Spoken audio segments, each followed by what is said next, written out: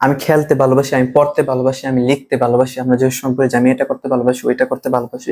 So এগুলো just আমরা বলতে পারি কি, জাস্ট কি লাভ টু দিয়ে। কিভাবে? আমি যদি বলি আমি পড়তে ভালোবাসি, তাহলে কি আপনি জাস্ট বলবেন কি লাভ টু। ঠিক আছে, লাভ, LOVE, লাভ টু।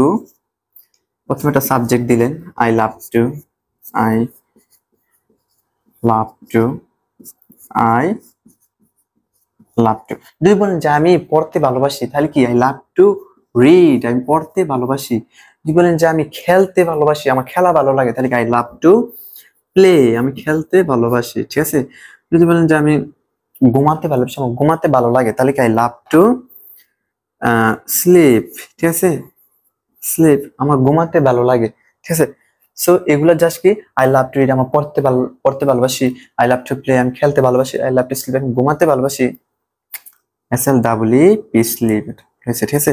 সো এখন এই একই অর্থ প্রকাশ করবে যদি আমরা এই টুটা বাদ দিয়ে দেই, তাহলে কি বাক্য সঠিক।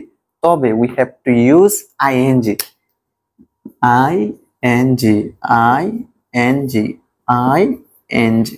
এখন ওইটার অর্থ যা ছিল এটা অর্থ তা। ওইটা ছিল কি আই লাভ টু রিড, আমি পড়তে ভালোবাসি, আই লাভ টু প্লে, আমি খেলতে ভালোবাসি। আর এটা কি আই লাভ রিডিং, আমি পড়তে ভালোবাসি, আই লাভ প্লেইং, আমি খেলতে ভালোবাসি। একই অর্থ।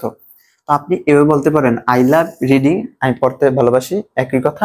আর যদি বলেন যে আই লাভ টু রিড, তখন আইএনজি দিতে পারবেন না। আই লাভ টু রিড, আমি পড়তে ভালোবাসি, আই লাভ টু প্লে, আমি খেলতে ভালোবাসি, তখন আইএনজি দিতে পারবেন না। You can not add ING after verbs. Okay, so এটা হলো আমাদের স্ট্রাকচার নাম্বার 143। ঠিক আছে, এখন 144 নম্বর স্ট্রাকচার হলো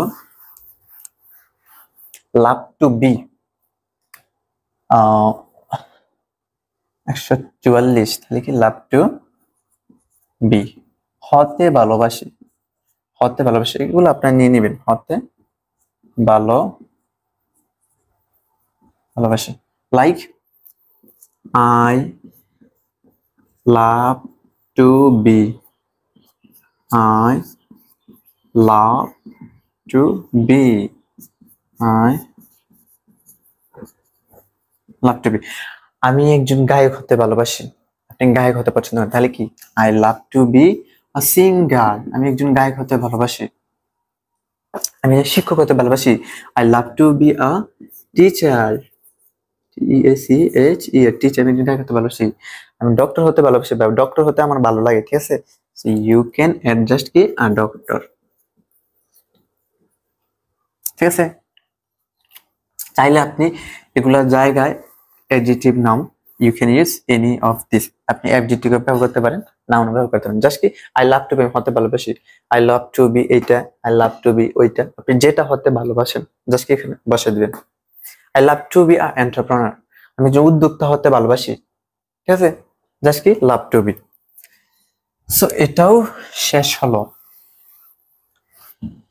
সো লাভ টু বি, এখানে আপনার স্ট্রাকচার 144 আর 145 দিয়ে লিখে নেবেন। ওই যে লাভ প্লাস ইটিং, লাভ প্লাস একটা দিচ্ছে আই লাভ টু ইট, আমি পড়তে, আই লাভ টু রিড, আমি পড়তে ভালোবাসি। আরটা কি আই লাভ রিডিং, আমি পড়তে ভালোবাসি, একই অর্থ। সো ওইটা দুইটা কিন্তু স্ট্রাকচার, আমি একটা দিচ্ছি। ঠিক আছে, আপনি স্ট্রাকচার দুইটা লিখে এখানে 145 হবে। ঠিক আছে,